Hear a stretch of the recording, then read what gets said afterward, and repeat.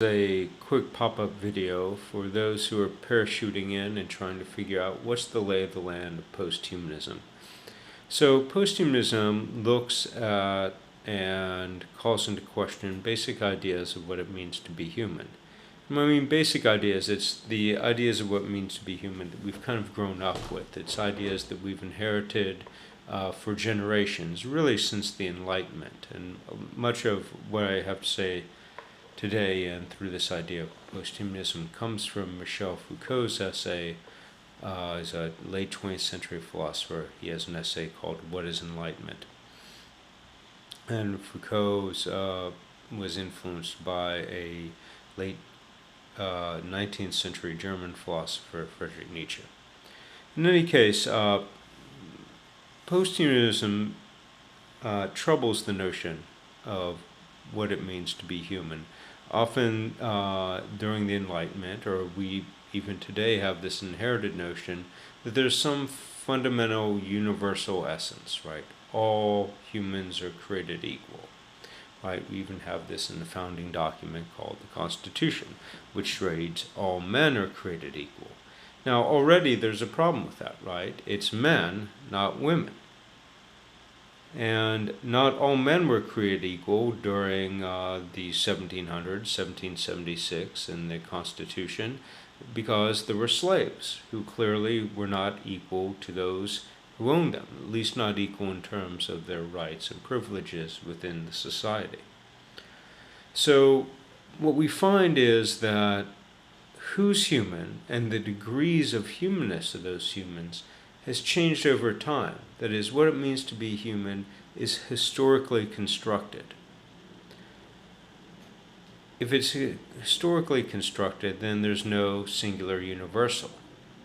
Now, Enlightenment thinker might say, well, or even today we might think, well, we're just perfecting the idea of what it means to be human. Eventually we will get to truly what it means to be human.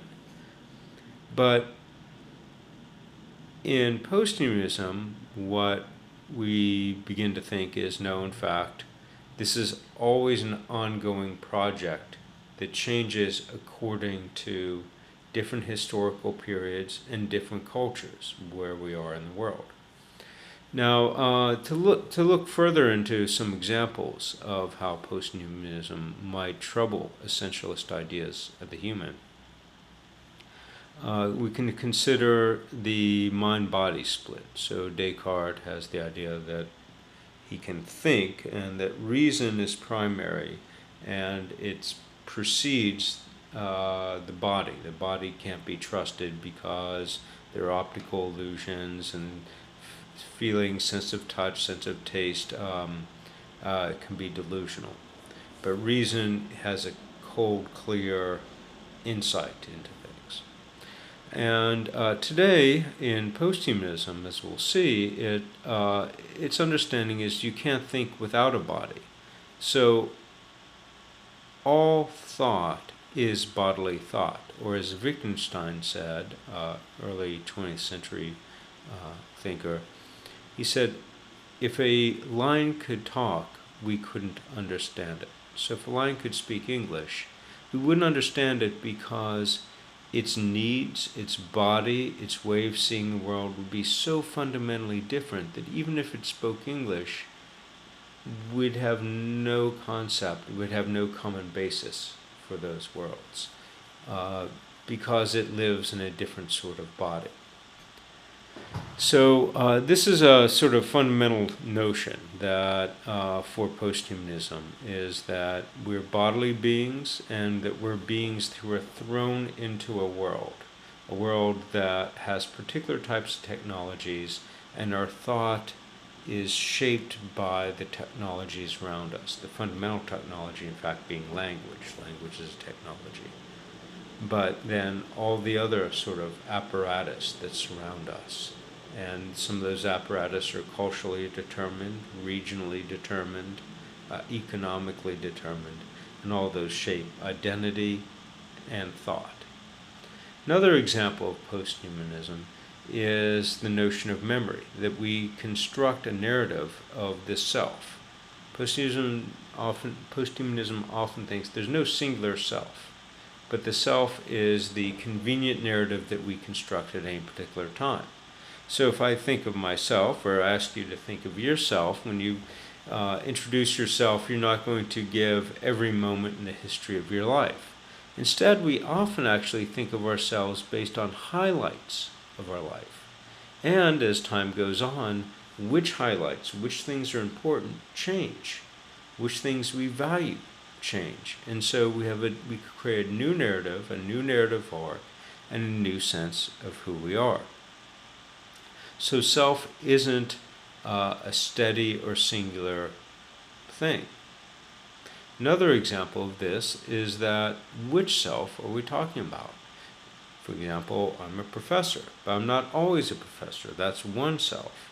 Another self is I'm an administrator. Another self might be that I'm a friend to someone.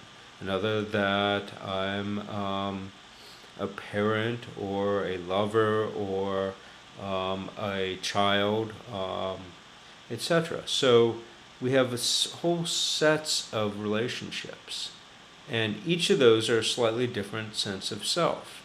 Right? And we think, well, no, there must be some core self that informs all of these other selves.